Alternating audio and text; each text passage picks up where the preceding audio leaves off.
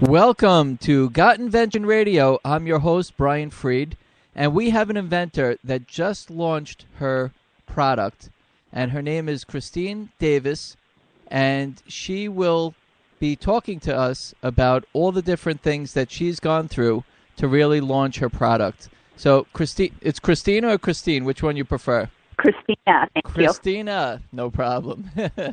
So, welcome to the show. Thanks so much for having me. No problem. So you have a pretty interesting story.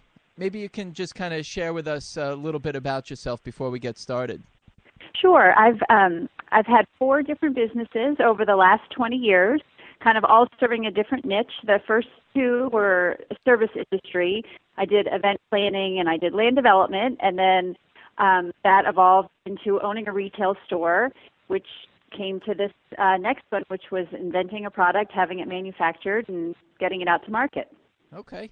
And before that, what did you do before you came up with this idea? Well, most recently, I owned a retail store for almost 10 years. Okay. And what type of store was that? So what we did, it was actually really fun. We were in an up-and-coming area where it was a lot of new homes, and we took an old historic house, which actually is haunted, and we renovated it, and every room was kind of a different theme, and we sold Vera Bradley and Brighton and art, furniture, and all kinds of stuff for all the people out in our community. Okay. And just, I guess, talking to the inventors out there, there's many inventors that have products, and you being a store owner, what type of experience did you have when an inventor or somebody with a new product came to you and wanted to put their product in your store? Yeah, usually what we did is we went to the gift shows, but our favorite thing was to look at the new products at temporary sections. But when we had people come, if it was something we thought we could sell, a lot of times we would work out a consignment deal with them where they would put 10 or 15 pieces in the store, and we would try to sell them, and then we would just take a commission on that every month. Very interesting. And how did that work out for the inventor most of the time, or the new product that was on your shelf?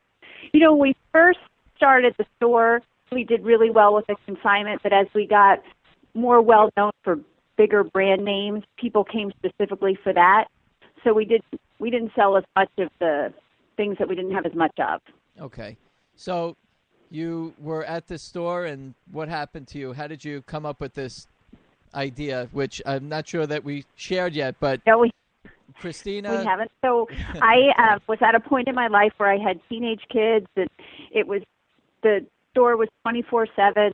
So I decided it was time. I sold out to my business partner and quote-unquote retired for a year, which for an entrepreneur can make you crazy. And I was on a trip, and I broke my foot. And I ended up in the doctor's office, and he walked in and handed me one of those awful black medical boots and said, "Here you go, you got to wear this for the next 8 weeks." So I searched the internet everywhere I could to find anything to decorate it, because I was going to New York City the next day, fashion capital of the world, and there was nothing on the market. So I did a lot of research and found there was a huge market, 4 million people a year, just in the U.S., and I decided to design and manufacture what we call medi-fashions, which are accessories to make them fashion forward. So now you have this product line that you came up with. So if somebody breaks their whatever, you have something that'll slip right over it and just make it more appealing. Right. Right now we only have them for the medical walking boot, but we have prototypes for all kinds of medical devices. Okay. Yeah, we want the injured to look and heal their best. That's the tagline. Yeah. That's your trademark.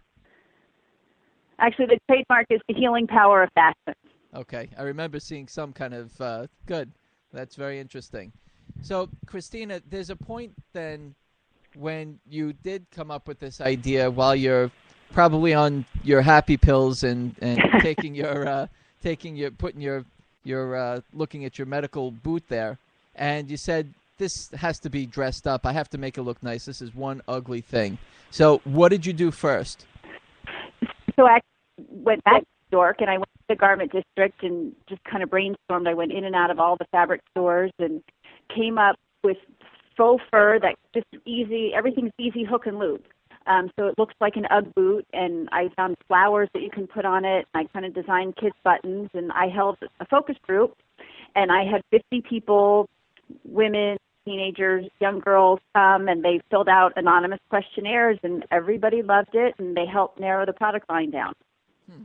So that focus group, if you don't mind us focusing on that for a moment, because we always hear of focus groups, but we don't know really where to go or how to find them. What did you do to really pick which one you wanted to use? Because there are a couple. We've actually had SurveyMonkey, which is an online survey. We've had them on our radio show in the past, but what did you do? How did you find where to go? What I did is I just sent emails out and posted on Facebook to people that I knew and asked them to forward it on. And I had people come to my house who I had never met before. It was just kind of a general open invitation, and I did a giveaway at the end, a gift card to my old store to entice people to come, and I was really successful with it. And how many people actually did you get opinions on? I had 50 people. 50? Yeah. Okay. Some people tend to think that maybe friends and family might veer in one direction when they're giving feedback to you. How did you take that into consideration? I did a questionnaire that I typed up, and everybody got one and filled everything out anonymously. Okay. Things were rated on a scale of 1 to 5, and if they wanted to comment, they could. But everything, and there were some things that I offered that people didn't like. What did you take of the research that you did? What did you do with it? Well, then I decided which products to manufacture and which concept. Everybody loved the flower. And what we did with the flower, and this was through the focus group, is we decided to put an alligator clip and a pin back on the back so it would have an after-injury use because the flowers are so popular. Okay. Christina, if you don't mind, can you give us the website? This is an online show. We're lucky. People can listen to the show at the same time, surf the web. So what's your website? The website is www.fastmedicdesigns, and that has an S.com. And you could take a look. You'll see Christina Daves on there also. You'll see a picture right on there. Oh, that's not me. That's my model. Oh, that's your model? Actually a friend of mine. Oh, okay. All right. Well, it's a nicely done website, and people, you're building up traffic, and we'll go through what you're doing with social media with your website. So you did this focus group. You came up with some thoughts of what you needed to do first with designs and which ones you wanted to launch first. So what did you do after that? Well, this is the hardest part of the entire process, trying to find somebody to manufacture your product. I really wanted it done in the U.S. I spent 5 months trying to find a manufacturer. I probably spent thousands of dollars sending samples to factories, and I couldn't find anyone to make it. So then I hired a company, and when they told me they couldn't find any faux fur in China, I realized that I probably shouldn't work with them. So I fired them, and I went to New York to a textile show with my samples, and I literally went booth to booth to booth and said, can you make this? Can you make this? Can you make this? And I found a company out of Philadelphia that worked with me as a manufacturer's rep to have it manufactured overseas. Okay, so let's just go back a little bit. When you wanted to get it manufactured the first time, how did you find your first factory? What did you do? I went to Thomas.net. Thomas.net? Which is the Association for Manufacturers and Factories. Okay. And I found any factory that did cut and sew, anything that at all related to my product, but I couldn't find anyone to do it. Okay. We actually had thomasnet.com, Thomasnet on our radio show also. So the way Christina ended up kind of going through the search and finding what she needed, you could do the same thing, and you can listen to how to actually search through and find what you're looking for. But it's really simple, right, Christina? You go on, you put in contract manufacturer for plastics or cut and sew manufacturer, and Yep. you put in the region that you want to find to connect up with, and it's as simple as just giving them a call. Exactly. And now what's more difficult is to get them to call you back. I think because I had said something that didn't exist before and maybe not everybody understood it, that could have been the problem. Well, what was your pitch? When you called up a manufacturer, what did you tell them? I told them I had a basic cut and sew.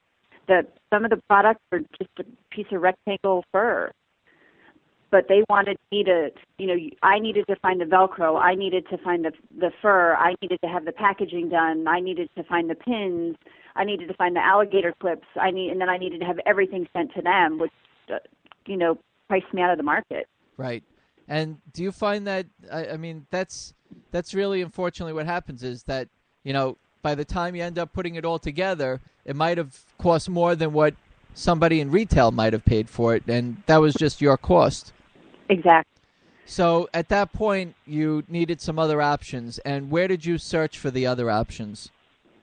I honestly just went online, looked for, people who could help with retail product development, and found a company whose name I was familiar with, a pretty big company, and I hired them, and that they took another 5 months, and I sent samples to China, and I did the big notebook with all the specifications, and they kept saying the samples are coming, and then they said they couldn't find any faux fur in China.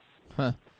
What about let's just go back a little bit, the 5 months that it took to send your samples to the factory or to get that initial prototype made from the factory. Is that, it's funny because it seems like so long of time, but doesn't it go so fast? Well, that was my second 5 months.